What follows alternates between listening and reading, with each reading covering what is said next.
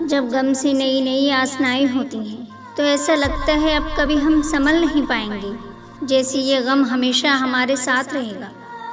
مگر ایسا ہوتا نہیں، حالات بھی بدلتے ہیں اور نصیب بھی۔ ہر چیز کسی نہ کسی مقصد کے تحت ہماری زندگی کا حصہ بنائی جاتی ہے۔ اللہ انسانوں کے ذریعے ہمیں خود کی پہچان کرواتا ہے۔ جب ہم انسانوں سے دھوکہ کھاتے ہیں، ٹوٹ جاتے ہیں، تب اللہ ہمیں اپنی رحمتوں کی پہچان کرواتا ہے۔ اللہ انہیں ہی گراتا ہے جنہیں وہ سنبھالنا چاہتا ہے۔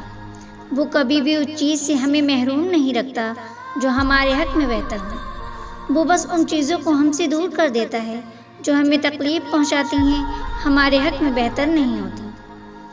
اگر وہ ایک ستارہ کچھ وقت کے لیے تھما کر واپس لے لیتا ہے تو وہ ستاروں سے سجا پورا کا پورا آسمان تمہارے مقدر میں لکھ دیتا ہے۔